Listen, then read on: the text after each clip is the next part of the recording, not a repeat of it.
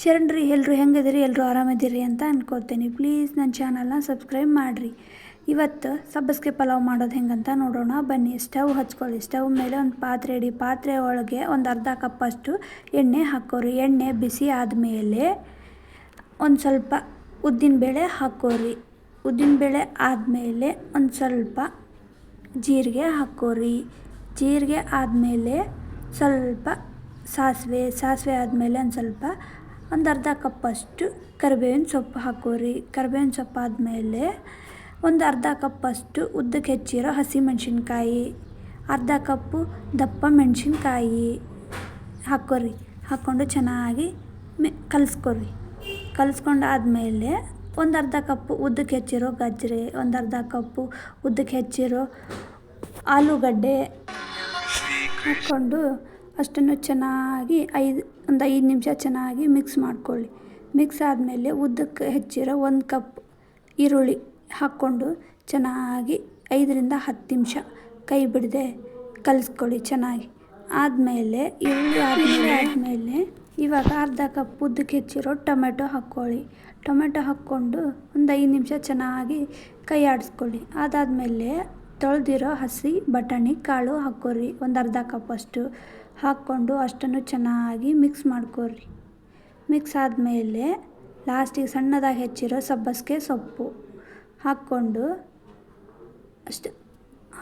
ಚೆನ್ನಾಗಿ ಕೈ ಆಡಿಸ್ಕೊಳ್ಳಿ. ಆದಮೇಲೆ ಒಂದು ಸ್ವಲ್ಪ ಶುಂಠಿ ಬೆಳ್ಳುಳ್ಳಿ ಪೇಸ್ಟ್, ಒಂದು ಚಮಚಮೆಯಷ್ಟು ಶುಂಠಿ ಬೆಳ್ಳುಳ್ಳಿ ಪೇಸ್ಟ್ ಹಾಕ್ಕೊರಿ. ಆದಮೇಲೆ ಒಂದು ಸ್ವಲ್ಪ ಹುಣಸೆ ರಸ ಹಾಕ್ಕೊರಿ. ಹುಣಸೆ ರಸ ಆದಮೇಲೆ ಚೆನ್ನಾಗಿ ಮಿಕ್ಸ್ ಮಾಡ್ಕೊಳ್ಳಿ. ಅಷ್ಟು ಎಲ್ಲ ತರಕಾರಿಗೆ ಹೊಂದೋ ಥರ 5ರಿಂದ 10 ನಿಮಿಷ ಚೆನ್ನಾಗಿ ಮಿಕ್ಸ್ ಮಾಡ್ಕೊಳ್ಳಿ. ಆಮೇಲೆ ಒಂದು ಚಮಚಮೆಯಷ್ಟು ಮಸಾಲೆ ಹಾಕ್ಕೊರಿ. ಒಂದೂವರೆ ಚಮಚಮೆಯಷ್ಟು. ಆಮೇಲೆ ಒಂದು ಅರ್ಧ ಕಪ್ಪಷ್ಟು ಮೊಸರು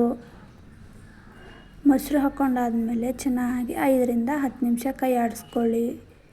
ಕೈ ಆಡಿಸ್ಕೊಂಡಾದ್ಮೇಲೆ ಒಂದು ಸ್ವಲ್ಪ ರುಚಿ ತಕ್ಕಷ್ಟು ದೊಡ್ಡ ಉಪ್ಪು ಹಾಕ್ಕೊರಿ. ಹಾಕ್ಕೊಂಡಾದ್ಮೇಲೆ ಒಂದು ಸಣ್ಣ ಚಮಚಮೆಯಷ್ಟು ಅರಿಶಿನ ಪುಡಿ ಹಾಕ್ಕೊಂಡು ಚೆನ್ನಾಗಿ ಮಿಕ್ಸ್ ಮಾಡ್ಕೊಳ್ಳಿ. ಅಷ್ಟನ್ನು ಕೈ ಬಿಡದೆ ಒಂದು 5ರಿಂದ 10 ನಿಮಿಷ ಅದನ್ನು ಚೆನ್ನಾಗಿ ಮಿಕ್ಸ್ ಮಾಡ್ಕೊಳ್ಳಿ. ಆದಮೇಲೆ 1ರಿಂದ 2 ಗ್ಲಾಸಷ್ಟು ನೀರು ಹಾಕ್ಕೊರಿ.